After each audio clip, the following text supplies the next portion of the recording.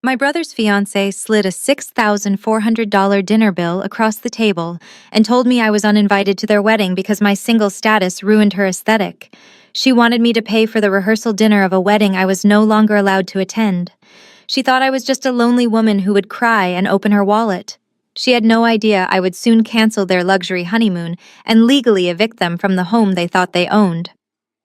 My name is Naomi.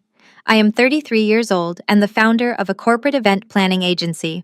Before I continue this story, let me know where you are watching from in the comments below. Hit like and subscribe if you have ever had to cut off toxic family members to protect your peace. The crystal chandeliers of the Prime Cut Steakhouse cast a warm glow over our private dining table. The rehearsal dinner had just wrapped up. Waiters silently cleared away plates that had held dry-aged ribeyes and butter-poached lobster. I sat at the edge of the table sipping water, exhausted from managing high-profile corporate events. I had come to celebrate my younger brother Derek and his beautiful bride-to-be Jasmine, wearing a custom-tailored navy suit to blend into her elegant theme. Suddenly, the heavy leather checkbook landed on the crisp white tablecloth. Jasmine pushed it directly toward me with her manicured fingernails. I opened it and saw the total: $6,400. I looked up expecting a joke, but Jasmine was staring at me with a cold, calculated expression. "I am so glad you enjoyed the steak," Naomi Jasmine said, her voice dripping with fake sweetness. "Since you are the successful business owner in the family, Derek and I agreed it would be a beautiful gesture for you to cover the rehearsal dinner. Consider it a down payment on your sisterly duties." A huge dinner bill was not something you just spring on someone. But before I could process the entitlement, Jasmine held up her hand to silence me. "There is one more thing," she continued, her tone shifting to icy. "We have been looking at the seating chart for tomorrow. Derek and I have made a difficult decision. We think it is best if you do not attend the wedding tomorrow." The clinking of silverware around the table seemed to stop. I stared at her, my mind struggling to comprehend. "I am uninvited to the wedding," I asked, keeping my voice level. "But you just handed me the bill for the rehearsal dinner." Jasmine sighed heavily, rolling her eyes. "Naomi, try to see this from my perspective. My family is flying in from Atlanta. My parents are bringing country club friends. Half of my Instagram followers are waiting for the exclusive wedding content. You showing up alone, single, and looking so corporate just does not fit the high society aesthetic I have curated. It is an exclusive vibe. You sitting alone looking pathetic is going to bring down the energy of the room." I turned my gaze to my brother. "Derek," I said softly, "you are letting her ban me from your wedding the night before." Derek shifted uncomfortably, but did not meet my eyes. Instead, he raised his left arm casually, adjusting the heavy gold watch on his wrist. It was an $8,000 Rolex. The exact Rolex I purchased for him 2 years ago when he graduated college because our parents could not afford a decent gift. He wore it like a badge of honor, a symbol of wealth he had not earned. "Come on, Naomi," Derek mumbled, fiddling with the watch I paid for. "Try to be understanding. Jasmine has a vision for her big day.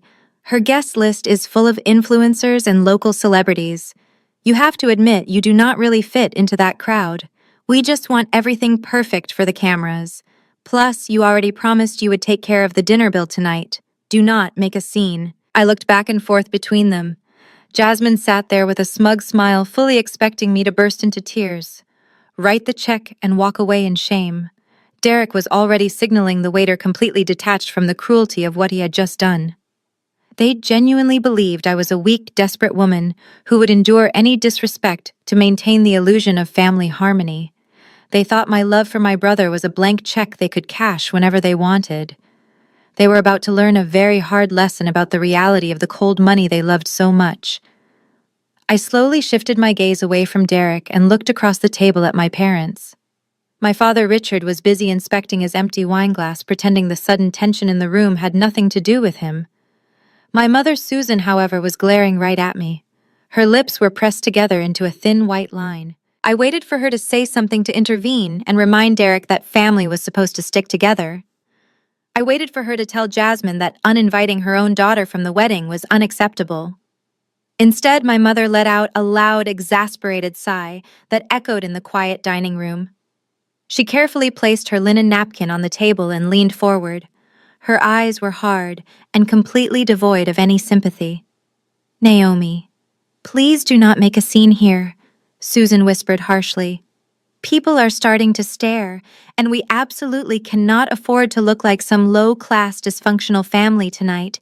Jasmine has a very specific vision for her wedding, and you need to respect that." I stared at the woman who raised me. "You cannot be serious," I replied, keeping my voice steady. "She just told me I am banned from the wedding, and she expects me to pay for this $6,000 dinner. And you are telling me to respect her vision." My mother did not even flinch. She reached over and patted Jasmine on the arm in a sickening display of solidarity. "Jasmine is marrying into this family tomorrow, Naomi. Her parents are very prominent members of the community in Atlanta. They have connections that could really help Derek launch his career. We need to make a good impression on them and their friends. You sitting there looking miserable and single is not going to help anyone. You are just the sister. You need to learn your place and stop trying to make everything about you." The sheer audacity of her words hung in the air. Just the sister. Learn my place. My father finally looked up from his glass and nodded in agreement. "Your mother is right, Naomi," Richard muttered, refusing to meet my eyes. "Derek is the man of the hour. This is his time to shine. You have your little event planning business, so you are doing fine for yourself. Just pay the bill and go home. We will call you next week when things settle down." My little event planning business. That was how they always described the corporate agency I built from the ground up. The same agency that paid for the very roof over their heads, though they conveniently chose to ignore that fact. To them, my success was only valuable when they needed to withdraw funds. But socially, I was just a walking ATM machine that they wanted hidden in the closet when company came over. Susan leaned back in her chair, looking satisfied that she had put me in my place. "We are a family. Naomi and family make sacrifices for each other," she said, her voice taking on that familiar lecturing tone. "Derek needs this wedding to be flawless. Jasmine needs her aesthetic to be perfect for her social media brand. The least you can do is support them financially if you cannot support them aesthetically. Do not be selfish. Just hand the waiter your credit card and let us enjoy the rest of our evening in peace." I looked around the table at the four of them, Jasmine with her triumphant smirk, Derek admiring his expensive watch, Richard avoiding eye contact, and Susan radiating self-righteous authority. For 33 years, I had played the role they assigned me. I was the reliable one, the quiet one, the one who fixed their messes and funded their lifestyles while demanding nothing in return. They had grown so accustomed to my compliance that they honestly believed I would just swallow this ultimate insult and pay the bill with a smile. They thought the threat of being cast out of the family would break me, but they did not realize that they had just handed me the key to my own cage. By telling me I was no longer welcome, they severed the only invisible string of obligation that kept me tied to their endless demands. They gave me the absolute freedom to finally stop caring. I took a deep breath. The crushing weight of their expectations that I had carried my entire life simply evaporated. I did not feel sad. I did not feel rejected. I felt an incredible, overwhelming sense of clarity. I looked right into the eyes of my mother, the eyes of a woman who had just sold out her own daughter. Jasmine tapped her manicured nails impatiently against the leather checkbook. "Well, Naomi, are you going to pay this or not?" Jasmine asked, her voice breaking the silence. She pushed the leather folder another inch toward me. I looked at her, observing the greed in her eyes. I did not cry. My heart did not race. The anxiety that usually paralyzed me around my family was completely gone. In its place was an absolute freezing calm. I reached into my designer purse and pulled out my wallet. I bypassed the standard credit cards and slid out my heavy metal Black American Express card. It made a satisfying clink as I placed it on the bill. Derek stared at the card. He knew exactly what kind of spending requirement was needed to even be invited to carry one, His eyes widened slightly in realization that my business was generating serious wealth. But he said nothing. His greed overpowered his curiosity. I caught a passing waiter and handed him the folder. "Put it all on this card," I said with a polite smile. The waiter nodded and hurried off. The tension at the table instantly evaporated. My mother let out a breath of relief. My father finally sat back in his chair.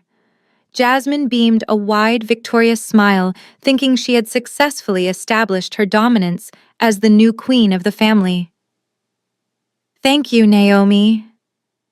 Jasmine said, her tone suddenly sugary and condescending again. "I knew you would understand. We really appreciate your generosity. It is going to be such a beautiful wedding tomorrow. I will make sure the photographer sends you some nice pictures since you will not be there to see it in person." I stood up slowly, smoothing my navy suit. I looked at Derek. He gave me an awkward half smile, a pathetic attempt to smooth things over now that he had gotten exactly what he wanted. I did not smile back. "You are very welcome," I said, my voice perfectly level. "I hope the two of you have exactly the wedding you deserve. I hope it is everything you both envisioned. Enjoy your special day." Without waiting for a response, I turned and walked away. I did not look back. I did not pause at the door. I walked out of the restaurant and stepped into the evening air. The valet brought my car around immediately. I handed him the ticket and slid into the quiet leather interior of my vehicle. I closed the door, shutting out the noise of the street. For a moment, I just sat there, gripping the steering wheel. I took a deep breath, letting reality wash over me. 33 years of being the financial safety net for people who fundamentally despised me. And it was finally over. They had officially uninvited me from their lives. Now it was my turn to uninvite them from the benefits of my hard work. I reached into my briefcase and pulled out my iPad. I opened my proprietary agency software, the system I use to book luxury travel for my high-net-worth clients. I bypassed the client files and went straight to my personal account dashboard. There it was, a $25,000 all-inclusive honeymoon package to the Maldives. It featured first-class flights and a 2-week stay in a presidential overwater villa. It was the ultimate dream vacation. I had booked it 3 months ago as my grand wedding gift to them. Because I owned the agency, the reservation was entirely under my master corporate account. I was the purchaser, the agent, and the sole authorized decision-maker. Derek and Jasmine were merely listed as the travel guests.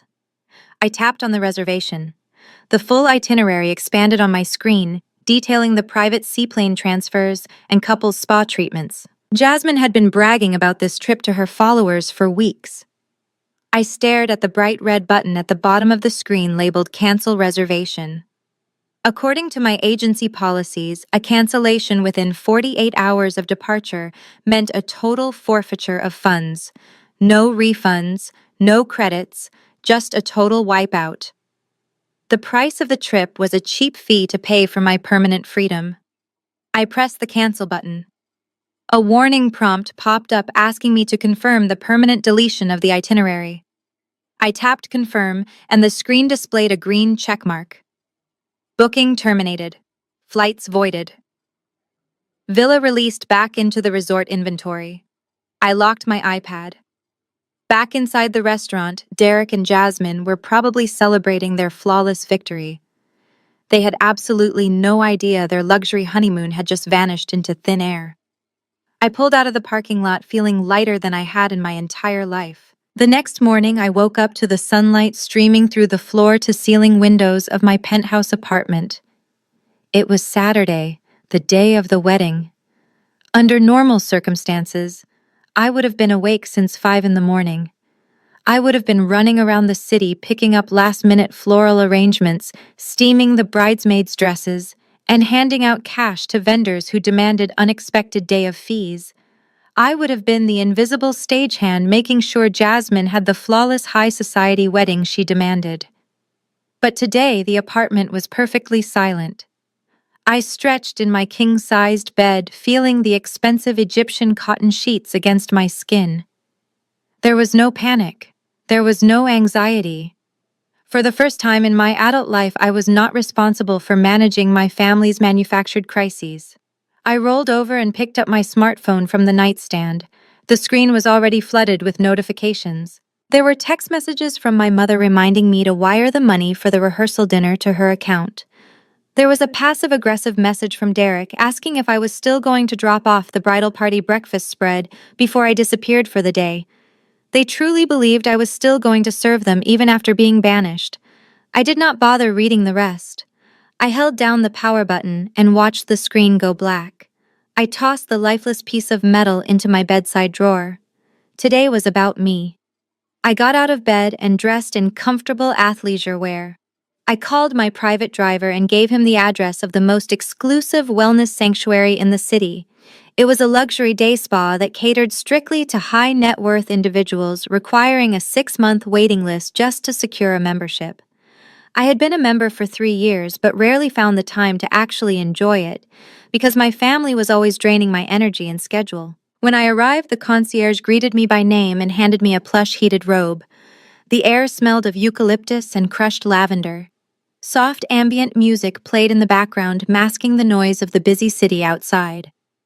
I spent the first 2 hours alternating between the Himalayan salt room and the hydrotherapy pools. Every knot in my shoulders, every ounce of tension in my jaw, seemed to dissolve into the warm mineral water.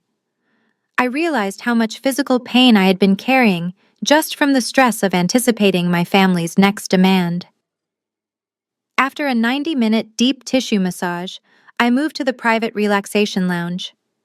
The room was enclosed in soundproof glass overlooking a private garden. An attendant brought me a tray with fresh green tea and sliced fruit. I sat back in the velvet chaise lounge and pulled my iPad from my tote bag. I connected to the secure network and logged into my corporate banking portal. I did not just own an event planning agency. Over the years, I had quietly funneled my agency profits into a separate entity called Apex Holdings, LLC. I opened the portfolio dashboard and reviewed my assets. My real estate investments were performing perfectly. I scanned the list of commercial spaces and residential properties I had acquired. And right there, listed under my secondary residential assets, was the deed to the townhouse on Elm Street. The same townhouse my parents lived in. The same townhouse Derek and Jasmine were supposed to move into after their wedding. Seeing it listed as a mere line item on my balance sheet reinforced the reality of the situation. I held all the cards. I had built a multi-million-dollar empire in absolute silence, while they maxed out credit cards to look rich on social media. My financial advisor had sent me a secure message regarding a new commercial property acquisition. To approve the transfer, I needed to authenticate the login using my phone. I reluctantly reached into my bag and powered my smartphone back on just to get the security code. The moment the cellular signal connected, the device began to vibrate uncontrollably. The notification chime rang over and over again in rapid succession. I watched the screen light up with a barrage of missed calls. 5 missed calls from Derek, 12 missed calls from my mother, 15 from my father. Even Jasmine had called me several times. In total, there were 45 missed calls spanning the last 3 hours. It was currently 2 in the afternoon. The wedding ceremony was supposed to be starting right now. I looked at the sheer volume of frantic messages and felt absolutely nothing. Whatever disaster was unfolding in their world, it was no longer my problem. I turned it off. I spent the rest of the weekend in complete blissful isolation. Sunday came and went without a single thought about the wedding or the manufactured drama that usually consumed my weekends. By Monday morning, I was back in my corner office overlooking the city skyline. I was dressed in a sharp charcoal suit, holding a cup of artisanal coffee and reviewing contracts for an upcoming tech summit. I had instructed my receptionist to hold all personal calls, but I had forgotten to block my family from my direct private line. At exactly 9 in the morning, the phone on my desk began to ring. I glanced at the caller ID and saw Derek flashing across the screen. I took a slow sip of my coffee, placed the cup down, and pressed the speaker button. Naomi, pick up the phone. Derek screamed the second the line connected. His voice was frantic, echoing loudly through my spacious office. I am at JFK Terminal 4 right now, and the Emirates desk agent is telling me our confirmation codes are invalid. He says the tickets do not exist, Naomi.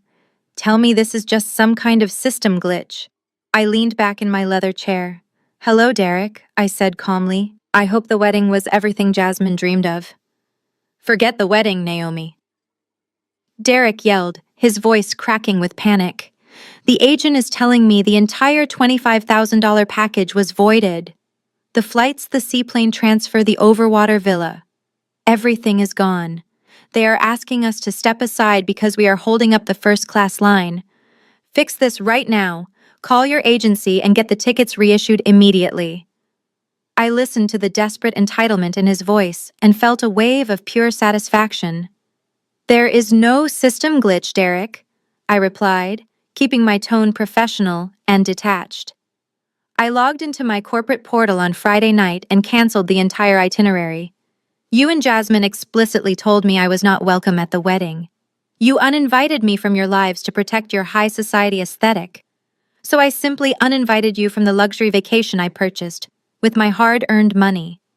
The gift is revoked permanently. There was a moment of dead silence on the line, followed by the unmistakable sound of a woman having a complete public meltdown.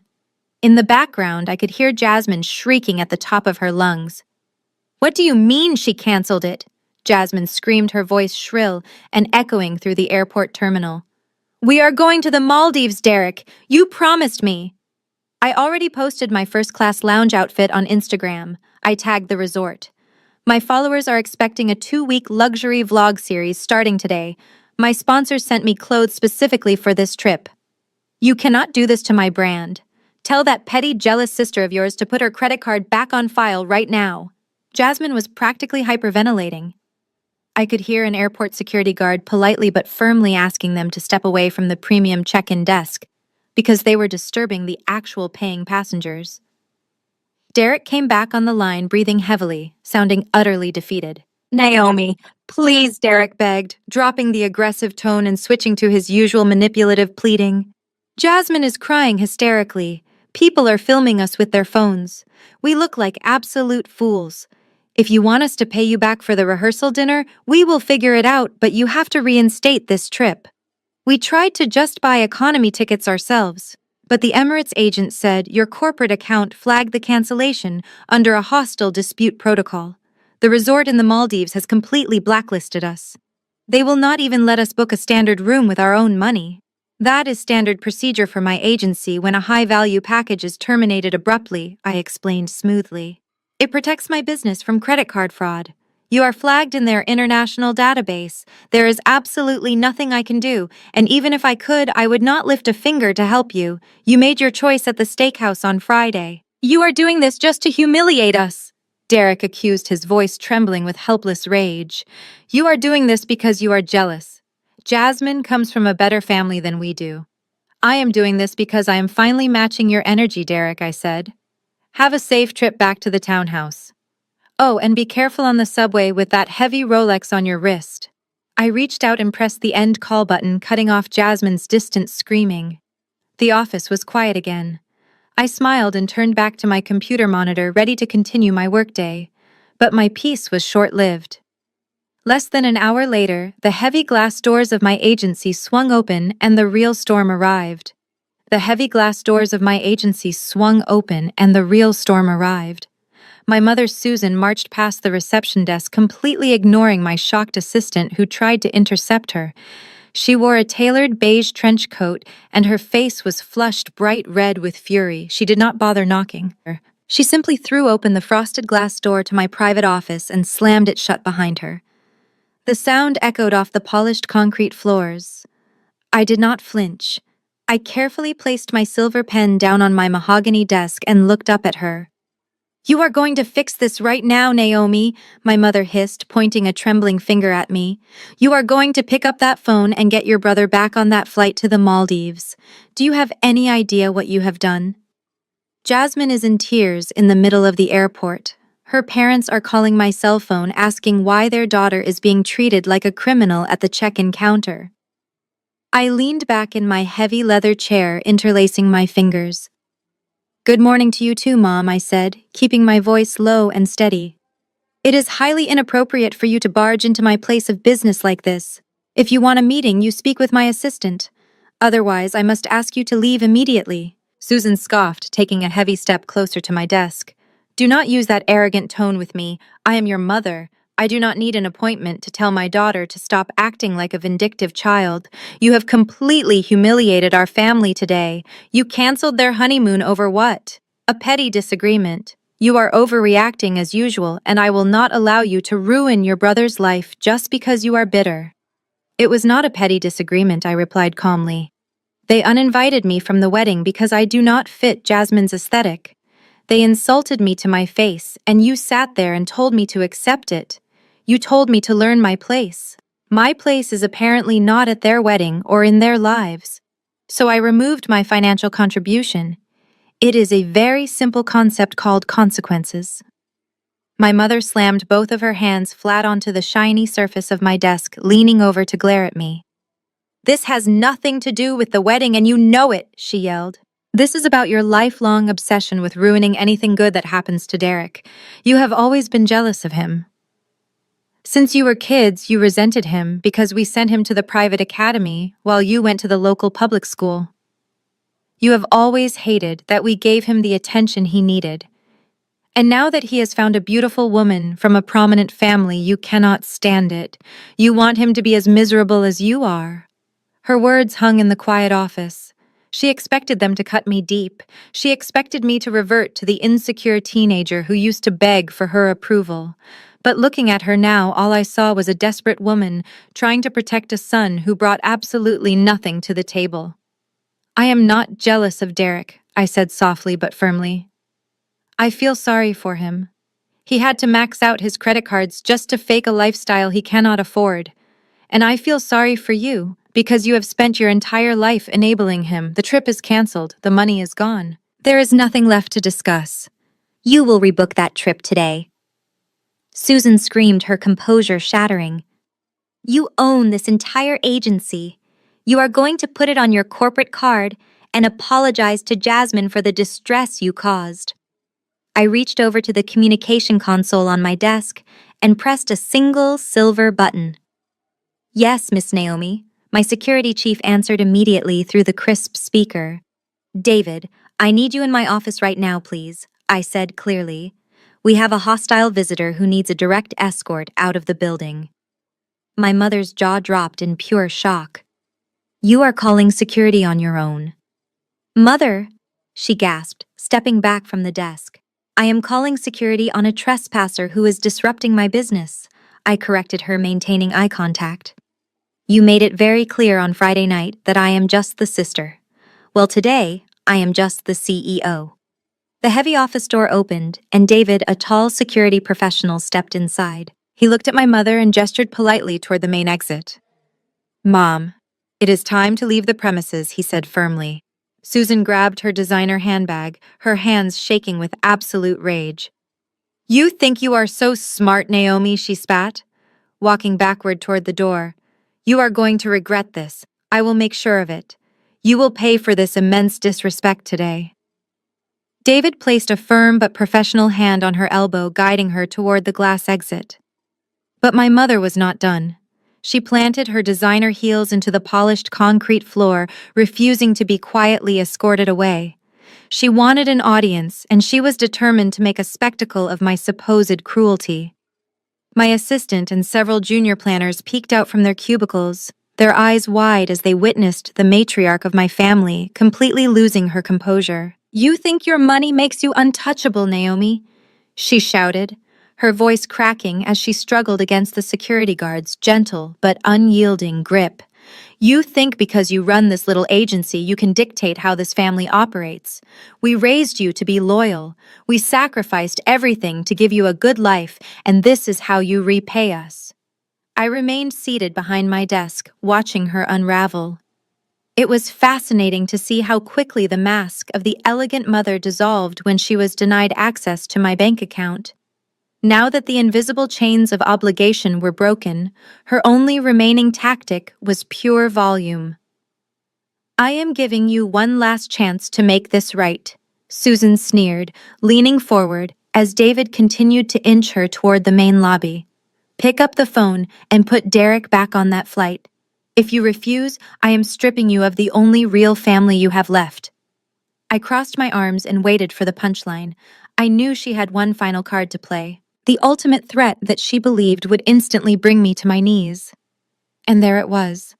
"If you do not fix this right now, you are permanently banned from the family townhouse," she screamed, her face contorted with absolute malice. "Do you hear me, Naomi? Derek and Jasmine are moving into the Elm Street house this weekend as their wedding present. They are taking the master suite and starting their new life together. We are giving them the house so they can build a proper family. And you will never step foot on that property again. You are not welcome for Thanksgiving. You are not welcome for Christmas. You are dead to us." She breathed heavily, her chest heaving, having delivered what she thought was the fatal blow. She expected me to beg for forgiveness, terrified of losing my childhood home. I stood up slowly, buttoning the jacket of my charcoal suit. I walked around my mahogany desk and took a few measured steps toward her. The frantic energy she radiated was met by a wall of absolute silence from me. I stopped just a few feet away from her. David paused, allowing us this final interaction. I looked at the woman who had spent my entire life making me feel like an outsider in my own home. I let a slow, chilling smile spread across my face. "Are you sure it is your townhouse to give away, Mom?" I asked, my voice dropping to a dangerously quiet whisper. Susan froze. The furious redness in her cheeks suddenly drained away, leaving her pale. Her eyes darted back and forth, trying to process the words I had just spoken. "What are you talking about?" She stammered, her confidence briefly faltering before she tried to rebuild it. "Of course it is my house. Your father and I have lived there for 30 years. It is our property to give to Derek." I kept the cold smile on my face. "You might want to check the deed before giving out keys," I replied.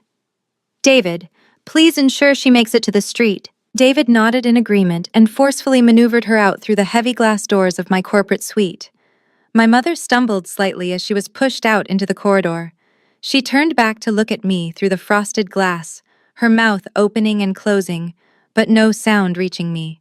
Her face was a portrait of pure confusion mixed with creeping terror. She did not fully understand what I had just implied, but the seed of doubt was firmly planted. I turned around and walked back to my desk. The entire office was completely dead silent. I sat down in my chair and carefully opened the bottom drawer, pulling out a very thick manila folder labeled Apex Holdings, LLC. I ran my fingers over the paper inside. For 5 years, I had carried the secret of their financial ruin. They had just played their final hand, thinking they held all the power. They thought they were giving my brother a $1 million asset. They had absolutely no idea they were simply giving him a direct one-way ticket to a brutal and devastating legal eviction process. I opened the thick manila folder labeled Apex Holdings, LLC, and spread the crisp legal documents across my mahogany desk. The top page was the original deed of trust for the Elm Street townhouse. Looking at the embossed seal of the state, my mind drifted back 5 years to the moment my parents' carefully constructed illusion of wealth almost completely shattered.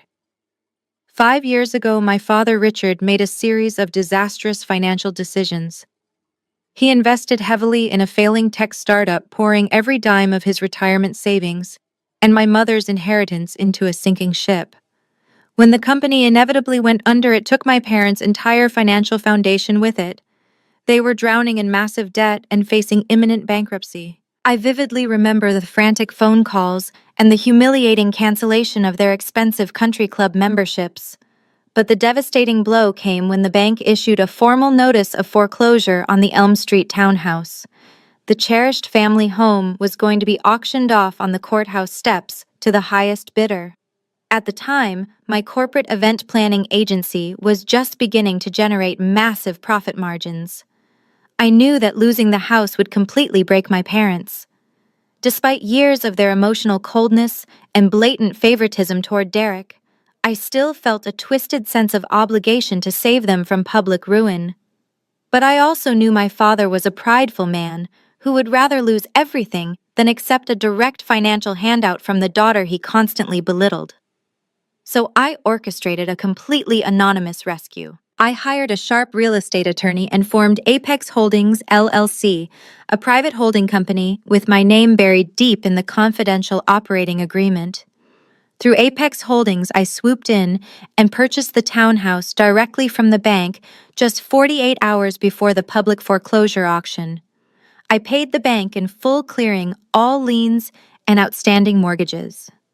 My attorney then approached my parents, posing as a representative of a faceless corporate investor who was willing to let them stay in the property as tenants. To ensure they could afford it without further borrowing, I set the monthly rent at a mere $500. It was a token amount that barely covered the annual property taxes and basic insurance premiums. For 5 years, my parents paid that $500 rent to a corporate lockbox, completely unaware that the money was simply sitting in a business account I controlled. I saved them from homelessness and preserved their fragile social standing in the upscale neighborhood. But instead of using that second chance to rebuild their finances and learn humility, they used the extra cash flow to double down on their fake high society lifestyle. They continued buying expensive clothes and leasing luxury cars, and worst of all, they lied to everyone about their living situation. They hid the truth from their friends, and they deliberately hid the truth from my brother. Derek was completely oblivious to the fact that his childhood home was legally owned by my corporate entity. My parents allowed him to believe that they owned the $1 million property free and clear. When Derek started dating Jasmine, they amplified the lie to impress her wealthy family in Atlanta. They boasted about their real estate portfolio and heavily implied that Derek stood to inherit a massive physical asset. Jasmine fell for it hook, line, and sinker. She genuinely believed she was marrying into a family with deep pockets and substantial unencumbered assets. Now my mother had just promised them the very house she did not even own. She had authorized them to move into the master suite as a lavish wedding gift, treating my commercial property as her own personal bargaining chip. She thought she could punish me by banishing me from my childhood home, completely ignoring the legal realities of her situation. She was so blinded by her own arrogance and her desperate desire to elevate Derek that she had unwittingly orchestrated his absolute downfall. I picked up the original lease agreement signed by my father 5 years ago. The terms were incredibly clear. It was a standard month-to-month residential lease with 0 long-term protections. A specific clause clearly stated that any unauthorized subletting or transfer of occupancy would result in immediate termination of the agreement. By inviting Derek and Jasmine to permanently occupy the property, my parents had just handed me the legal leverage I needed to end this charade. I smiled, tapping my silver pen against the stark white paperwork. They wanted to play real estate moguls. It was time to introduce my brother and his new bride to their actual landlord. I carefully placed the lease agreement back into the manila folder and locked it securely in my bottom drawer. Just as I was pulling up the contact information for my real estate attorney, my office door flew open again. This time, it was not my mother. It was my executive assistant gripping her tablet with white knuckles. Her face was pale and her eyes were wide with panic. She did not even apologize for interrupting me. She just walked straight to my desk and placed the tablet in front of me. "You need to see this right now," she said, her voice trembling slightly. "It is your sister-in-law. She is broadcasting live on Instagram and it is getting thousands of views every single minute." I looked down at the bright screen. Jasmine was sitting in what looked like the back of a luxury rideshare vehicle, probably on her way back from the airport. She was giving the performance of a lifetime. Her usually flawless makeup was strategically smudged under her eyes to give the illusion of relentless crying. She was sniffling into a tissue, holding the phone at a high angle to capture her calculated distress. I reached over and tapped the screen to unmute the volume. "I just cannot believe someone could be this evil," Jasmine sobbed into the camera, looking directly at her thousands of followers. "We were supposed to be boarding our flight to the Maldives right now. It was my dream honeymoon. But my husband's sister Naomi deliberately waited until we were standing at the check-in counter to completely cancel our reservations. She stole our trip right out from under us. She did it out of pure spite because she is a miserable, bitter single woman who cannot stand to see her brother happy. But it is deeper than that, you guys. It is so much deeper and more toxic." Jasmine paused for dramatic effect, wiping a non-existent tear from her cheek. She took a shaky breath, leaning closer to the camera. "She has always hated me. she continued, her voice dropping into a staged whisper. From the moment Derek introduced us, she looked down on me. She could not stand that a successful white man was marrying a confident black woman. She is a bitter, racist sister-in-law who wanted to put me in my place. She literally banned me from the family and then financially abused us to ruin the most important week of my life. Please do not let her get away with this. I watched in absolute fascination as the viewer count on the top corner of the screen skyrocketed from 10,000 to 50,000 in a matter of minutes. The comment section was moving so fast, it was just a blur of angry text and red emojis. People were outraged. They were tagging prominent gossip blogs and social justice accounts demanding that my name be exposed. Jasmine had brilliantly weaponized the internet. She took a situation where she had been the aggressive, entitled bully and completely flipped the narrative to make herself the ultimate victim of racial and financial oppression. She knew exactly which buzzwords would trigger the algorithm and ignite the fury of the public. Within 20 minutes, the digital mob had successfully located my corporate event planning agency. My assistant refreshed the company page on the tablet, and I watched the collateral damage unfold in real time. We had maintained a flawless 5-star rating for 7 consecutive years.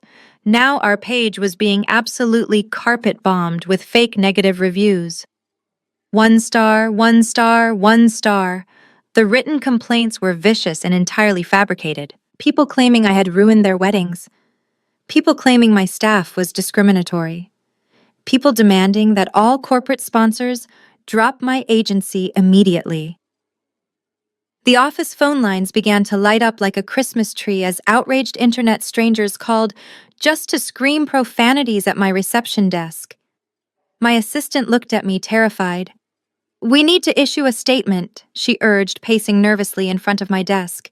"We need to hire a crisis management PR firm right now, Naomi. Our major corporate clients are going to see this. If we do not defend ourselves, the algorithm will destroy our reputation by the end of the day." I picked up the tablet and completely closed the Instagram application. I handed the device back to her. "We are not issuing a statement," I said calmly. "We are not hiring a PR firm, and we are certainly not going to argue with a digital mob of teenagers who do not know the first thing about contract law or personal responsibility. Let her have her internet points. Let her bask in the viral sympathy." But the reviews, my assistant protested, pointing toward the ringing phones in the outer office. "Turn off the phones and route everything to the automated voicemail I instructed. Contact the review platforms and initiate the standard protocol for bot attacks. They will freeze the page and remove the fraudulent posts within 48 hours. I stood up and straightened my suit jacket. Jasmine thinks she can intimidate me with a smartphone and fake tears. She thinks a viral video is the ultimate weapon, but the internet is not a court of law, and she is about to find out that no amount of social media sympathy can stop a legal eviction notice. I picked up my desk phone and dialed the direct number to my real estate attorney. It was time to draft the paperwork. The line rang twice before my attorney picked up. "Hello, Naomi," he said, his voice sharp and professional. "I assume you are calling about the Elm Street property. Word travels fast when your company is suddenly trending on social media for all the wrong reasons. Have you seen the video yet?" "I have seen enough of it," I replied, leaning back in my leather chair. "I am not interested in fighting a public relations battle over a canceled vacation. I am calling because we have a much more pressing legal matter to handle. My parents have officially violated the terms of their lease agreement. They moved my brother Derek and his new wife Jasmine into the property this weekend and permanently gave them the master suite." I could hear the sound of a keyboard clacking on the other end of the line as Mr. Harrison pulled up my corporate files. "Let me review the original paperwork for Apex Holdings," he murmured. "Yes, here it is. Your father signed a standard month-to-month lease 5 years ago. Clause 7 clearly states that no subletting or long-term guests are permitted without the express written consent of the landlord. By allowing them to move in, your parents are in direct breach of the contract." "Exactly," I said. And because Derek and Jasmine just moved their belongings into the house on Saturday, they have not established any legal residency or long-term tenant rights. They are legally classified as unauthorized occupants. I want them out, Mr. Harrison. I want all of them out. This is the perfect time to strike, he agreed, his tone shifting into full lawyer mode. If they had been living there for several months, we might have to deal with complex eviction proceedings and squatters' rights. But since they just arrived, they are completely vulnerable. We can issue a standard 30-day notice to vacate the premises. It is clean and legally bulletproof. Draft it immediately, I instructed. I want the notice to clearly state that the lease is being terminated due to unauthorized transfer of occupancy. And I want an addendum attached. If they do not vacate the property by the end of the 30 days, the token rent of $500 will be retroactively adjusted to the current market rate. I want no loopholes left open for them to exploit. Mr. Harrison let out a low whistle.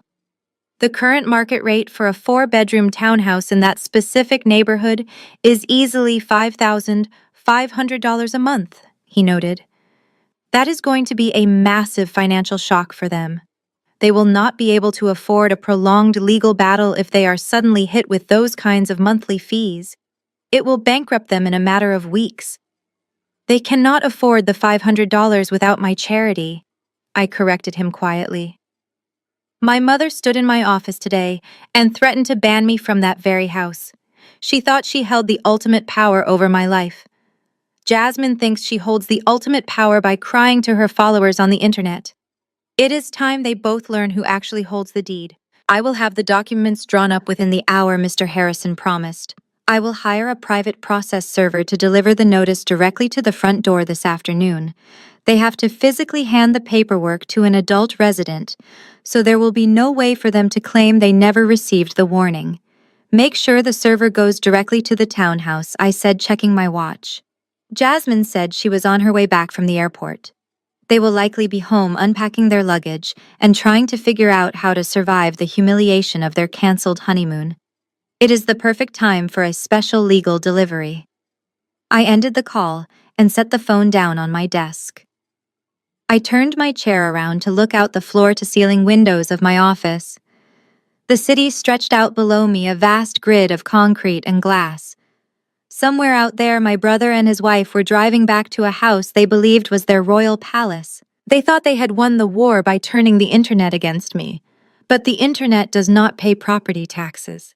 They had spent their entire adult lives treating me like an emotional punching bag and a financial safety net. Jasmine wanted to play the ultimate victim for an audience of strangers. But while she was busy managing her digital image, I was busy executing a legally binding eviction. The law only cares about whose name is printed on the deed. The real drama was just about to begin right now. Across town, the heavy oak front door of the Elm Street townhouse swung open. Derek and Jasmine dragged their expensive designer luggage over the threshold. The romantic entrance they had meticulously planned for their lavish wedding video was completely ruined by the bitter reality of their canceled flight.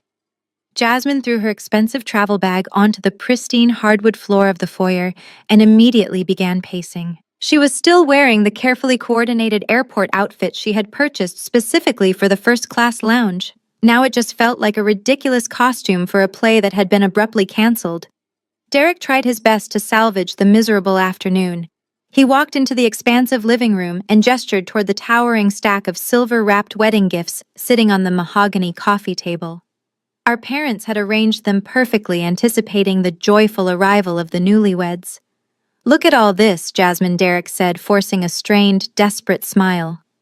We still have so much to celebrate today. We are standing inside $1 million property. My parents gave us the master suite. We practically own this place. Naomi cannot take this away from us. We have a real foundation right here. Jasmine stopped pacing and looked around the luxurious space. The high vaulted ceilings and the elegant marble fireplace offered a small comfort to her deeply bruised ego. She crossed her arms and let out a long, exasperated sigh. Your sister is a complete vindictive sociopath, Jasmine muttered, shaking her head.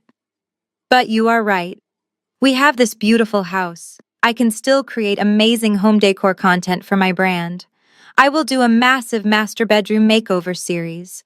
We will show everyone that we do not need her pathetic charity vacations when we live in a literal mansion together. Just as Jasmine reached for the first silver-wrapped box, a sharp, heavy knock echoed through the quiet foyer. Derek froze in his tracks. He looked back at the heavy oak door. "Who could that be?" he asked aloud. "My parents are at the country club trying to do damage control with your family. We are not expecting any deliveries today. Maybe it is someone dropping off another wedding gift," Jasmine suggested, her eyes lighting up slightly. "Or maybe it is a florist sending apologies from your terrible sister. Just go open it and see who is standing out there." Derek walked back to the foyer and pulled the heavy door open. Standing on the front porch was a tall, broad-shouldered man wearing a plain gray polo shirt and dark slacks. He held a thick, manila folder in his left hand. He did not look like a delivery driver or a florist. He had the rigid, no-nonsense posture of a man who delivered bad news for a living. "Are you Derek?" the man asked, his voice flat and completely devoid of emotion. "Yes, that is me," Derek replied, his brow furrowing in confusion. "Can I help you today? Are you looking for my father, Richard?" he added. "I am looking for all adult occupants currently residing at this exact address," the man stated firmly. "And are you Jasmine?" He looked past Derek, pointing at Jasmine, who had wandered into the hallway holding a crystal vase they had just unwrapped. "Yes, I am Jasmine," she answered, stepping forward with a highly curious expression. "Who are you exactly?" The man did not answer her question. Instead, he stepped forward and firmly pressed the thick manila envelope against Derek's chest, forcing him to instinctively grab it with both of his hands. "You have been legally served," he announced, stepping back quickly to ensure the transaction was complete. Derek stared down at the heavy envelope in his hands. "Served with what?" he asked, his voice trembling slightly. "What is this all about?" "That is a formal 30-day notice to vacate the premises," the process server recited, treating the interaction like a completely routine daily chore. "You are currently occupying this property in direct violation of the master lease agreement. By order of the property owner, you have 30 days to remove all personal belongings and vacate the property entirely right now."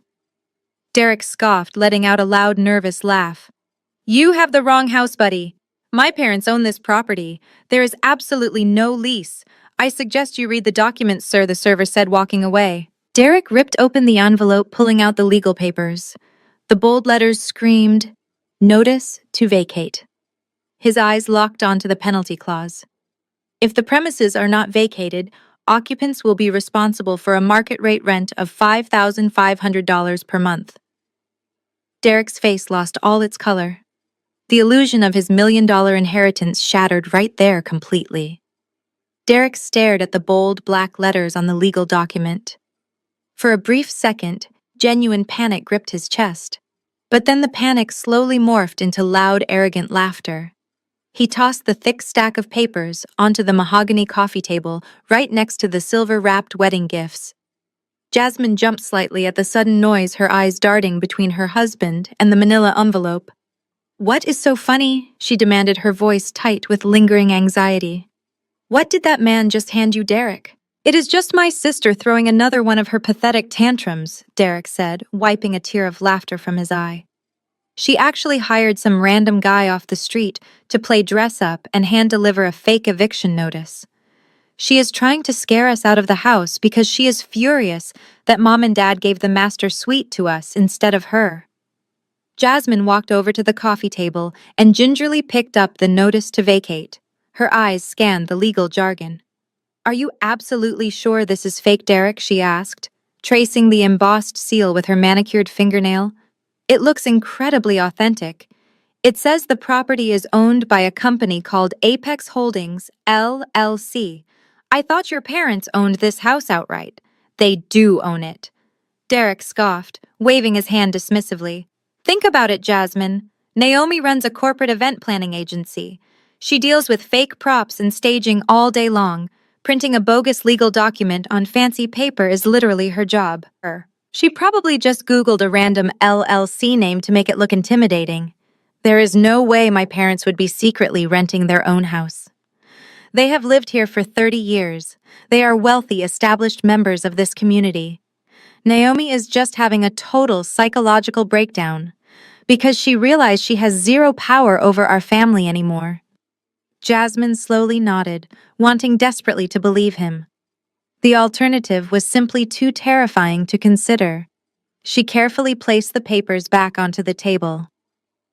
"So what do we do now?" she asked, crossing her arms. "We cannot just let her harass us like this. First, she ruins my honeymoon content, and now she is sending fake legal threats to our front door." "I am going to put an end to this right now," Derek declared, pulling his smartphone from his pocket. "I am calling my dad. He is at the country club right now. Once I tell him what Naomi just did, he is going to completely cut her off. She will be lucky if he even lets her keep her last name after this stunt." Derek dialed his father's number and put the phone on speaker so Jasmine could hear the satisfying reprimand. The phone rang 3 times before Richard answered. The background noise of the country club dining room was loud with clinking glasses and wealthy patrons laughing. "Hello, Derek," his father answered, his tone attempting to sound cheerful despite the disastrous weekend. "Please tell me you and Jasmine are settling into the house okay?" "Dad, you are not going to believe what Naomi just did," Derek announced, his voice brimming with arrogant confidence. "She actually hired an actor to come to the front door and hand me a fake eviction notice. She printed out all these bogus legal documents claiming the house is owned by some fake company called Apex Holdings. She is trying to demand $5,500 a month in rent. You need to call her right now and tell her to back off." Derek waited for the familiar sound of his father's booming laughter. He waited for Richard to express outrage and immediately take his side, just like he had done for the past 30 years. He expected his dad to launch into a tirade about Naomi's jealousy and promise to punish her for daring to threaten the golden child. But the laughter never came. Instead, the line went completely dead silent. The background noise of the country club seemed to vanish. The only sound was the faint static of the cellular connection. "Dad," Derek said, leaning closer to the phone. "Did you hear me? I said Naomi sent a fake eviction notice." The silence stretched on for another agonizing 10 seconds. Jasmine looked down at the speakerphone, her expression slowly shifting from annoyance to genuine dread. When Richard finally spoke, his voice was completely unrecognizable. It was not the strong, confident boom of a wealthy patriarch. It was the weak, trembling whisper of a broken man. Richard choked out, his breathing shallow and erratic. "Oh God, Derek, what did you just say?" "Apex Holdings. Did the paper say Apex Holdings?" Derek felt a cold drop of sweat slide down his neck. "Yeah, Dad," he replied, his arrogant smile finally collapsing. "It says Apex Holdings. Why? What does that mean?" Richard let out a sound that was half sob, half gasp. "It is not fake, Derek," he whispered. "The notice is real." Derek stood frozen with the phone pressed to his ear. The line went dead. He slowly lowered the device, his hands shaking uncontrollably. Jasmine was staring at him, her eyes wide with mounting panic. "What did he mean it is real?" she demanded, her voice rising an octave. "Derek, if your parents own this house, why is your father crying on the phone?" Derek could not form a coherent sentence. He just stared blankly at the stack of wedding gifts on the coffee table. 20 minutes later, the heavy front door flew open. Richard and Susan burst into the foyer. They had practically sprinted from their car. The polished country club facade they usually wore was completely shattered. Susan had tears streaming down her face, ruining her expensive makeup. Richard looked like he had aged 10 years during the short drive over. He was breathing heavily, his shoulders slumped in total defeat. Jasmine immediately stepped forward, crossing her arms defensively. "Someone needs to tell me exactly what is going on right now," she demanded, her voice sharp and uncompromising. "I was promised $1 million home. I was told I was marrying into a family with a massive real estate portfolio. Why did a process server just hand my husband an eviction notice?" Richard walked slowly into the living room and collapsed onto the velvet sofa. He buried his face in his hands, letting out a long, jagged sigh. Susan stood behind him, gripping the back of the sofa, as if it was the only thing keeping her standing. Derek walked over and threw the legal document onto the coffee table right in front of his father. "Tell me this is some kind of sick joke, Dad." Derek pleaded, his voice cracking. "Tell me Naomi just hacked into a legal database and printed this to scare us." Richard looked up, his eyes red and swollen. "5 years ago, I made some terrible investments." He began, his voice barely more than a raspy whisper. "I put everything we had into a startup that went completely bankrupt. We lost all our savings. We lost your mother's inheritance. We maxed out every line of credit we had just to keep up appearances." Derek stumbled backward, as if he had been physically struck. "What are you talking about?" he stammered.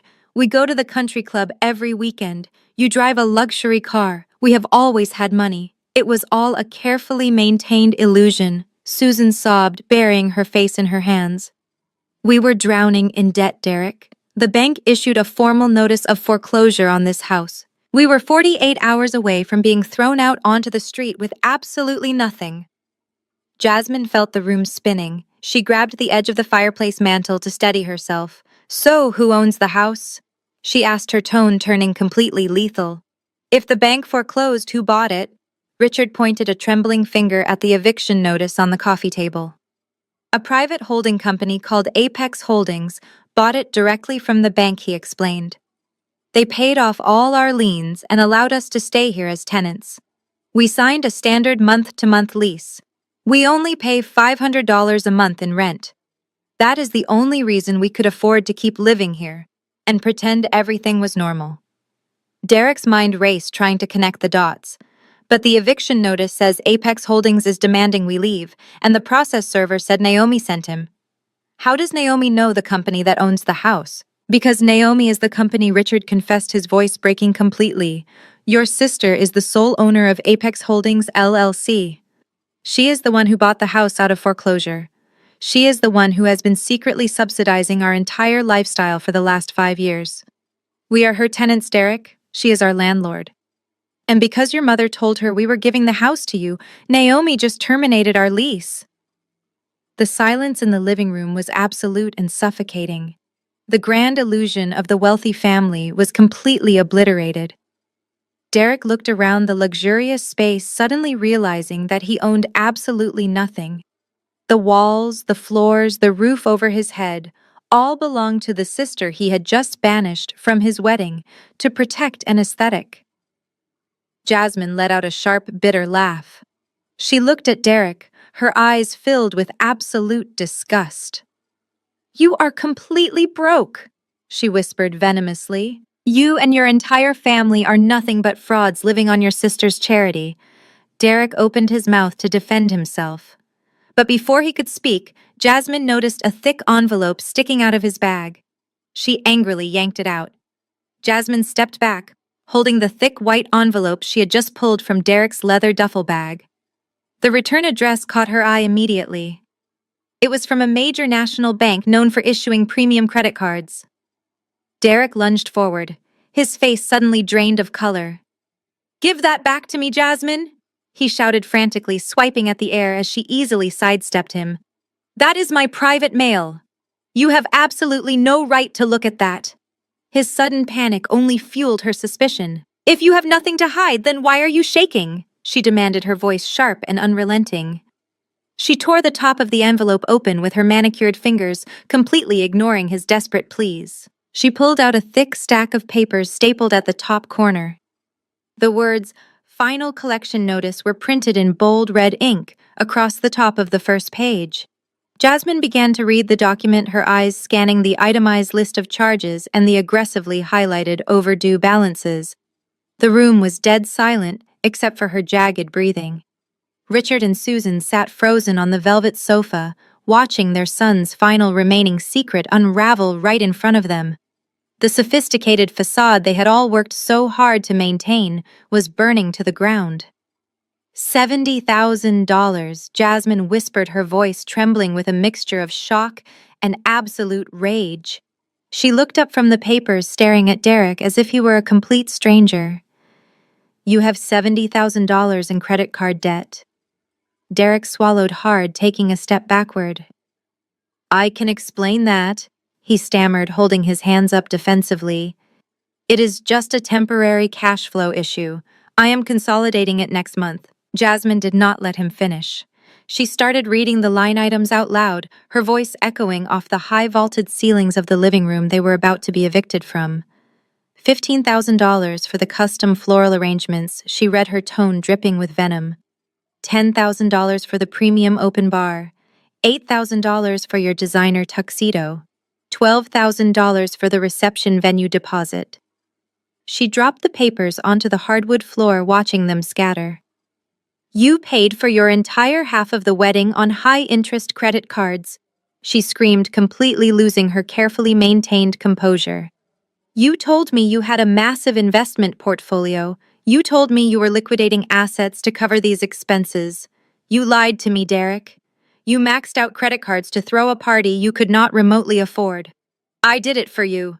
Derek yelled back, his own frustration finally boiling over.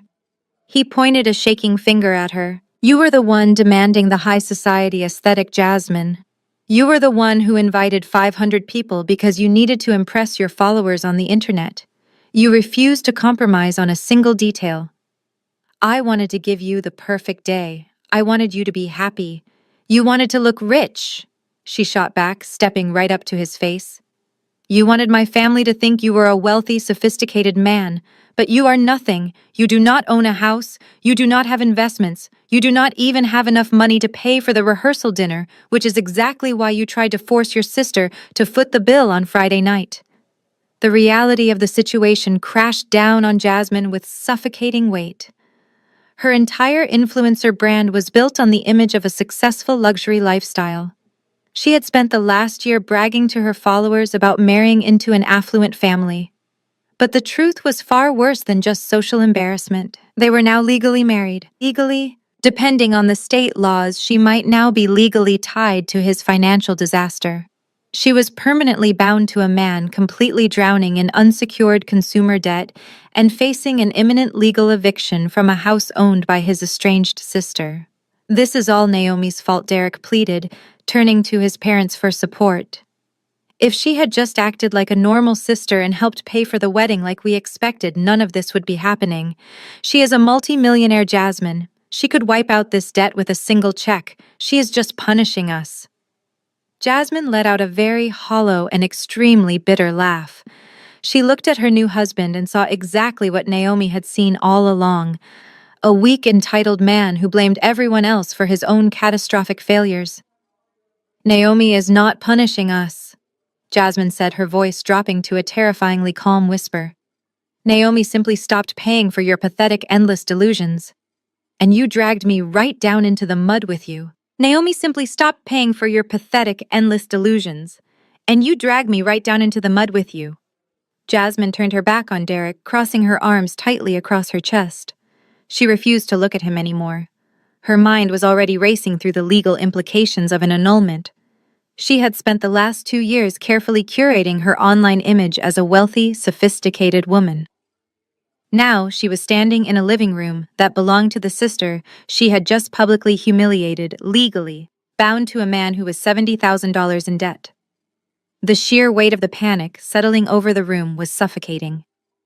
Derek stood frozen, staring at the scattered credit card statements on the hardwood floor.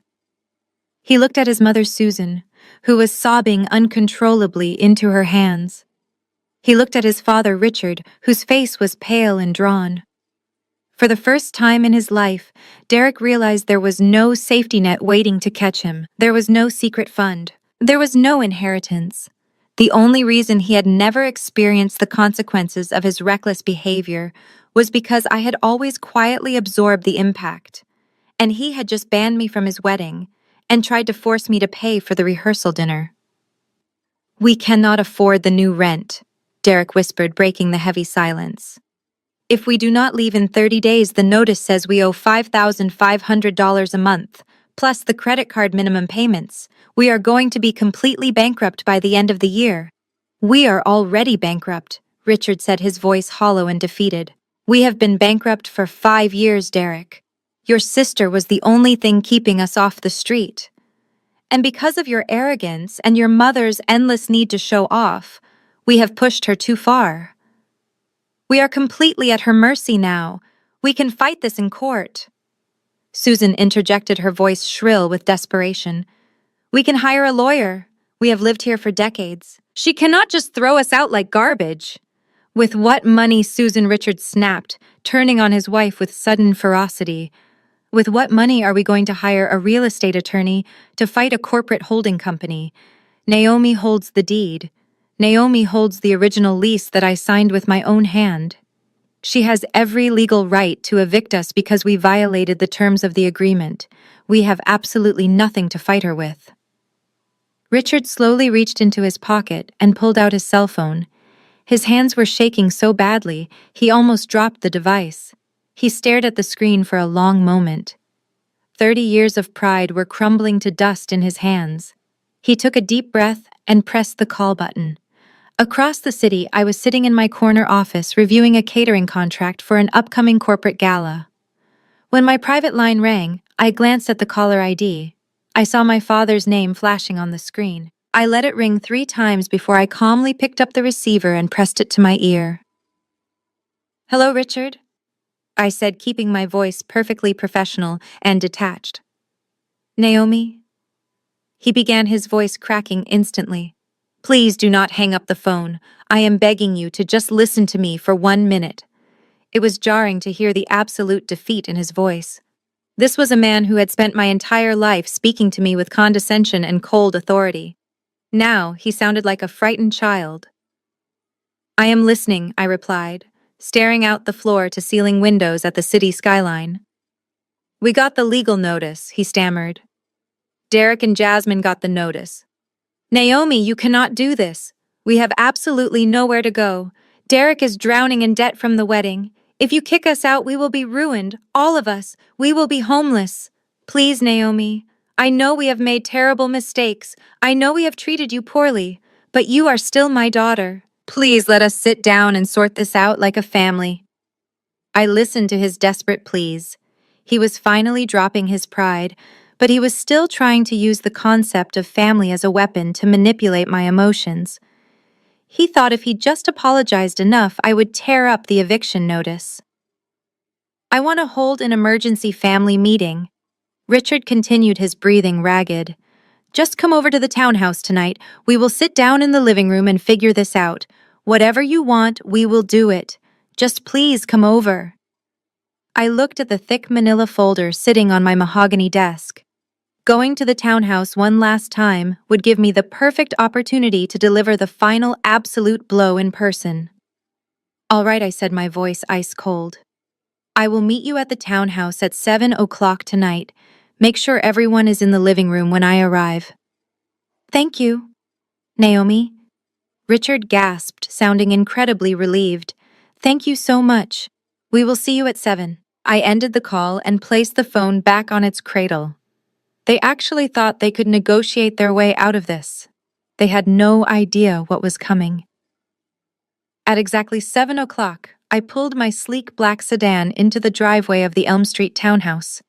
The evening air was cool and crisp. I sat in the car for a moment, looking at the imposing brick facade of the property I had secretly owned for 5 years. The house looked exactly the same as it had when I was a child, but my perspective had completely shifted. I was no longer the desperate daughter seeking approval from parents who only valued my brother. I stepped out of the car wearing a perfectly tailored emerald green suit that commanded absolute authority.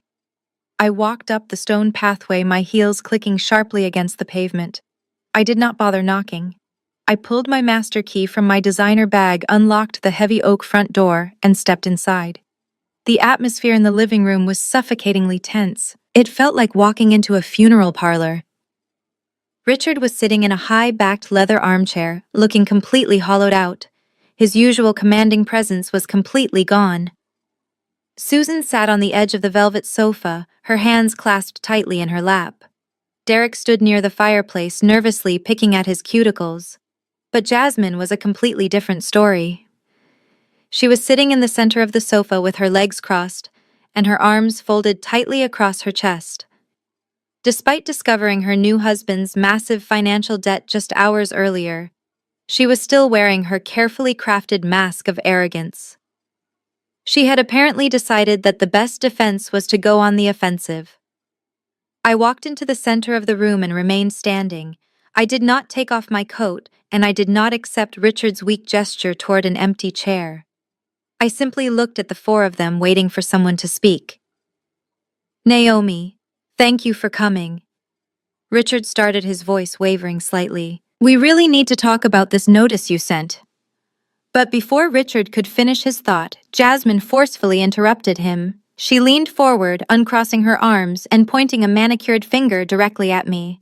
We certainly do need to talk, Naomi, she snapped, her voice dripping with misplaced authority. Because what you did today was completely unacceptable. You maliciously canceled our luxury honeymoon and humiliated me in front of my entire online community. You caused me severe emotional distress on what was supposed to be the happiest weekend of my life. I raised an eyebrow, looking at her with genuine amusement. I caused you emotional distress, I repeated flatly. Yes, you did. Jasmine shot back, her eyes flashing with anger. You sabotaged my brand. You ruined my wedding content.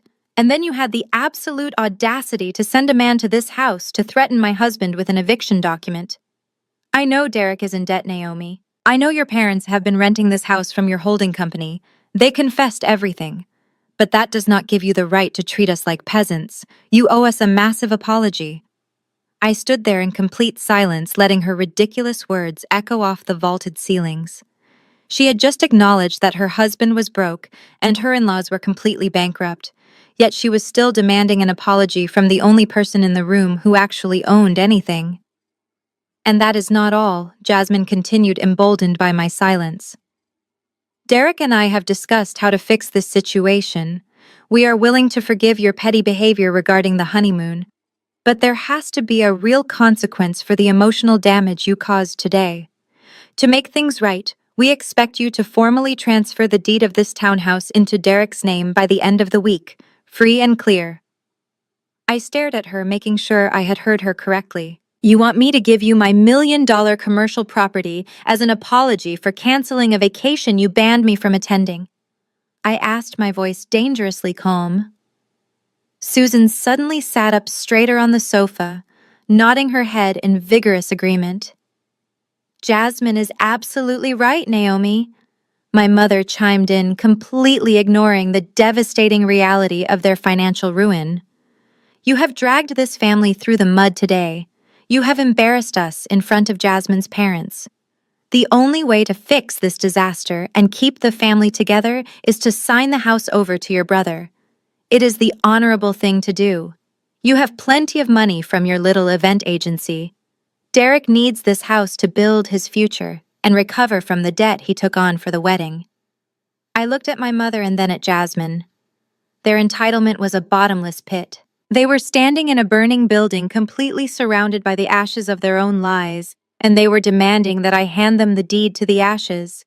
They truly believed that if they just acted angry enough and demanded enough, I would eventually fold and give them exactly what they wanted, just like I had always done. I did not laugh. I did not raise my voice.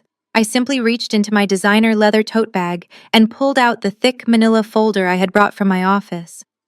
I walked over to the mahogany coffee table, right past Jasmine, and dropped the heavy stack of legal documents right next to the scattered pile of Derek's final credit card collection notices. The sound of the thick paper slapping against the polished wood echoed sharply in the quiet room. I spread the documents out, making sure the official state seals and the bold printed headings were perfectly visible to everyone sitting on the sofa. There is no apology happening tonight, I said, my voice dropping to a low, steady pitch that commanded absolute silence, and there will certainly be no transfer of any property deeds to anyone in this room. Jasmine opened her mouth to argue, but I raised my hand and pointed directly at the documents on the table. Before you say another word, Jasmine, I highly suggest you read the papers in front of you, because you have spent the last 2 years operating under a massive delusion. You thought you were marrying into a wealthy family. You thought my brother was a successful man with a massive real estate portfolio and deep pockets. You thought my parents were high society aristocrats who casually gifted $1 million townhouses as wedding presents. Let me introduce you to the actual reality of the family you just legally bound yourself to. I picked up the top document and held it up. This is the original notice of public auction and foreclosure issued by the bank 5 years ago. My parents did not give you this house because they do not own this house. 5 years ago, they completely bankrupted themselves. They lost every single penny they had in terrible investments. They maxed out their credit. They lost their savings. They were 48 hours away from having their belongings thrown onto the curb by the county sheriff. The country club memberships, the luxury cars, the tailored suits, it is all a complete mirage. They have been living in absolute financial ruin for half a decade. Jasmine stared at the foreclosure notice, her mouth slightly open. I placed it down and picked up the next document. And this is the deed of trust. I continued tapping the heavy paper, showing that Apex Holdings, LLC, purchased this property directly from the bank for cash. I am the sole proprietor of Apex Holdings. I bought this house out of pure pity. I allowed them to stay here for a token rent of $500 a month because I did not want to see my own parents homeless. Every single luxury they flaunted in front of you and your family was funded by my charity. Every time Derek took you to an expensive dinner or bought you a designer gift, he was spending money that he only had because I was secretly subsidizing his living expenses. I turned my gaze to Derek, who was staring at the floor, unable to look his new wife in the eye. My brother is a 30-year-old man who still relies on his sister to keep a roof over his head, I stated brutally. He has no assets. He has no trust fund. He has $70,000 in high-interest credit card debt because he wanted to play pretend for your Instagram followers. He is a financial parasite who thought he could bite the hand that feeds him and still get his allowance. I looked back at Jasmine, whose arrogant mask had completely dissolved into a portrait of absolute horror. You banned me from your wedding because you said I did not fit your high society aesthetic. I reminded her, my tone devoid of any sympathy. You said I was pathetic. You said I was just a bitter single woman. But the truth is, I am the only person in this entire room with a positive net worth. You did not marry a wealthy heir, Jasmine. You married a man buried in debt who lives in a house owned by the sister he continually despises. Susan let out a loud sob, burying her face in her hands again. Richard looked like he was about to physically collapse into his leather armchair. They knew I was verbally dismantling the last remaining shreds of their dignity, but they could not say a single word to stop me. Every word I spoke was the absolute truth. The house of cards they had built was finally and permanently destroyed. They were completely exposed. They had absolutely nothing left to hide behind anymore. Jasmine stood up slowly, trembling with rage. She looked at Derek. She looked at my parents. She looked around the room as if the walls were suddenly closing in on her. The wealthy lifestyle she had desperately chased and ruthlessly defended had evaporated into thin air, leaving her stranded in a living room filled with liars. She grabbed her purse and marched to the front door without speaking to her husband. Derek lunged forward, grabbing her arm. "Jasmine, please wait," he begged, his voice cracking with panic. "We can fix this. I promise you we will figure this out together. Just give me a chance to talk to my sister." Jasmine snatched her arm away as if he had burned her. "Do not touch me," she hissed with contempt. "You are a fraud, Derek. Your entire family is a massive fraud. I need to get out of this house before I suffocate." The heavy oak front door slammed shut behind her, shaking the framed family portraits on the wall. The sound of her car tires squealing out of the driveway echoed through the quiet suburban street. Derek stared at the closed door for a moment, before slowly turning back to face me. The arrogant smirk he had worn at the rehearsal dinner was completely gone, replaced by the frantic expression of a cornered animal. He took a hesitant step toward me, his hands raised in a pleading gesture. "Naomi, please," he started, his voice dropping to a desperate whisper. "You have made your point. You exposed us. You humiliated me in front of my wife. Is that not enough revenge for one weekend? You cannot actually go through with this eviction. I am your brother. We grew up together. We share the same blood. You cannot just throw your own flesh and blood out onto the street. Where are we supposed to go? I looked at him feeling absolutely nothing. The emotional manipulation that used to completely paralyze me when we were younger now felt incredibly hollow and pathetic. You did not seem to care about sharing the same blood on Friday night, Derek. I reminded him, my voice sharp and unwavering. When Jasmine slid that $6,000 bill across the table and told me I was banned from your wedding, you did not stand up and say I was your sister. You did not defend my place in this family. You just sat there adjusting the $8,000 watch I bought you and told me to accept my banishment quietly.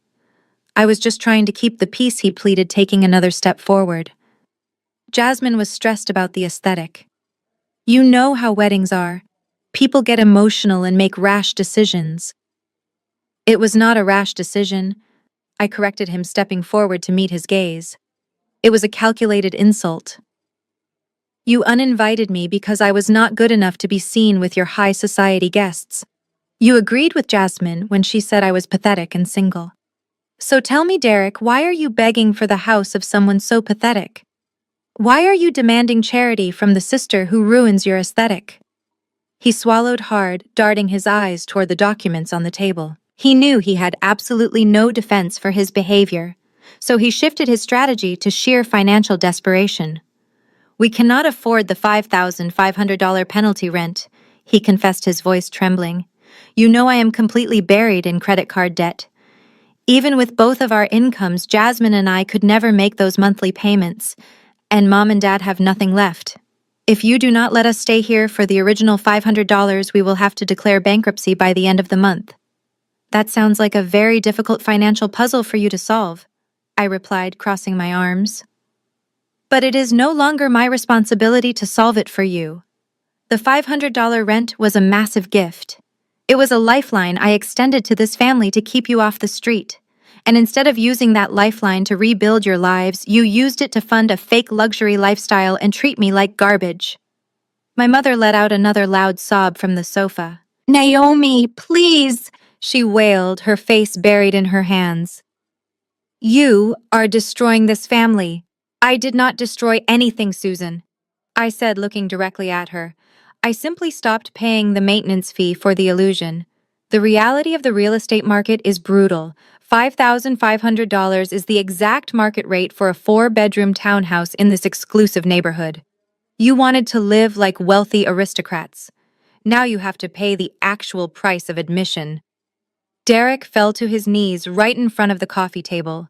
Derek fell to his knees right in front of the coffee table.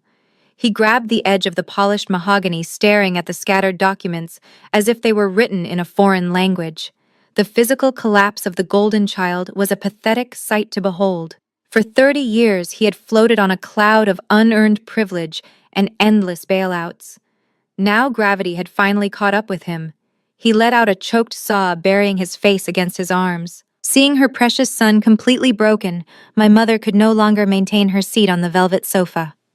Susan slid down onto the hardwood floor, crawling over to wrap her arms around Derek's shaking shoulders. It was a perfect tableau of the toxic dynamic that had defined my entire life. They were clinging to each other in the ruins of their own making, still completely ignoring the daughter who had kept the roof over their heads.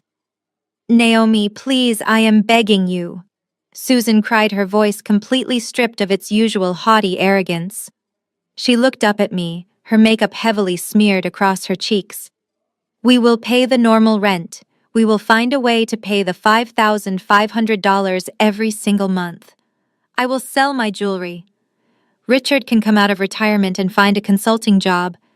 Derek can get a second job to pay off his credit cards. We will do whatever it takes to make the payments. Just please let us keep the house. She reached out with a trembling hand, trying to grasp the hem of my tailored suit pants. I took a deliberate step backward, ensuring she could not touch me. You are going to sell your cubic zirconia jewelry to afford a premium mortgage payment? I asked, raising an eyebrow. We both know you pawned your real diamonds 3 years ago, Susan, and Richard has not worked a single day since his startup collapsed. You are making empty promises because you are terrified of the consequences. But even if you miraculously found a way to generate that kind of income, it would not matter. Susan stopped crying and stared at me, her brow furrowed in desperate confusion. What do you mean it would not matter? She whispered. You just said the market rate is $5,500. If we agree to pay your price, why would you still kick us out? This is our home, Naomi. This is where you grew up. You cannot just erase our family history because you are angry about a rehearsal dinner. I reached into my designer tote bag one final time. There was one last document I had intentionally withheld from the stack on the coffee table. It was printed on heavy watermarked legal paper and bore the official stamp of a highly aggressive commercial real estate firm. I did not drop this one onto the table. I held it out, holding it perfectly still so my mother could read the bold black text printed across the top margin. I am not kicking you out to punish you for the rehearsal dinner, I explained, my voice dropping to a perfectly calm and chilling register. And I am not offering you a new lease at market rate. The notice to vacate was not a negotiation tactic, it was a strict legal formality. I cannot rent this house to you, Susan. I cannot rent it to anyone. Richard finally lifted his head from his hands, his bloodshot eyes locking onto the document in my hand. Why not? He rasped, his voice sounding like dry sandpaper. Because I do not own it anymore, I replied, delivering the final lethal blow. I sold it yesterday morning. The words hit the room like a physical shockwave. Derek stopped crying completely, his mouth hanging open in silent disbelief. Susan let go of Derek's shoulders, her hands falling limply to her sides. You sold it, Richard echoed the concept, failing to compute in his mind. I sold it to Vanguard Commercial Development, I clarified, handing the purchase agreement directly to my father. They specialize in aggressive urban rezoning. They paid me a massive premium in cash because they have been trying to acquire this specific block for 3 years. They are not interested in preserving our beautiful family history, Susan. They are zoning this entire acre for a commercial strip mall. Susan let out a horrific wailing sound, clutching her chest as if she had just been shot. No, she screamed, thrashing against the hardwood floor. You did not. You could not do that to us. The ink is already dry, I said, stepping away from the devastating scene. The $5,500 penalty on the eviction notice was just a legal placeholder to prevent you from dragging out the process in court. The commercial developers have already filed the demolition permits with the city. You do not have 30 days to figure out a payment plan. You have exactly 28 days to pack up your entire fake life and get out of this house before the bulldozers arrive and crush it to the ground. The silence that followed my announcement was heavier than concrete. Then the front door violently burst open. Jasmine stormed back into the foyer. She had not made it out of the driveway. She realized her designer luggage was still sitting on the living room floor. She marched back in just in time to hear the words, demolition permits and bulldozers. Bulldozers! Jasmine shrieked, dropping her purse onto the hardwood floor and lunging toward Derek with her manicured hands curled into fists. You brought me to a house scheduled for demolition. You married me under the pretense of a millionaire lifestyle, but you are homeless. You trapped me in a fraudulent marriage. Derek backed away, holding his hands up to shield himself from his furious bride. Jasmine, please, I did not know. I swear I did not know she sold it. You do not know anything. Jasmine screamed, her face inches from his. You are 30 years old, and you have absolutely nothing. No house, no money, just $70,000 in debt, and a family of complete liars. I am filing for an annulment when the courthouse opens tomorrow. You are a complete fraud, and I am not letting your pathetic financial ruin destroy my brand or my life. Susan scrambled to her feet. The shock of losing her home had rapidly mutated into pure venomous rage, and she desperately needed a target. Since she could no longer control me, she turned her sights on the woman who insulted her golden child. Do not speak to my son that way, Susan snarled, stepping aggressively between Jasmine and Derek.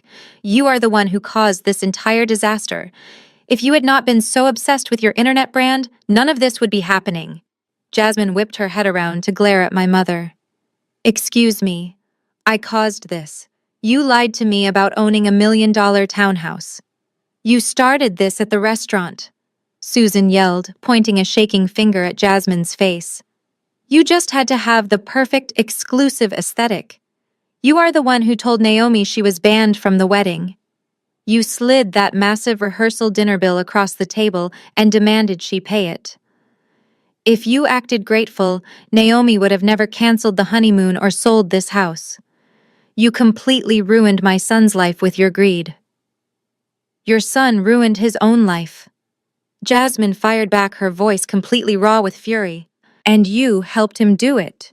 You are a broke, pathetic woman pretending to be a country club socialite while your estranged daughter pays your rent. Do not even dare try to blame me for the fact that you raised a completely useless man who has to put his own wedding tuxedo on a credit card.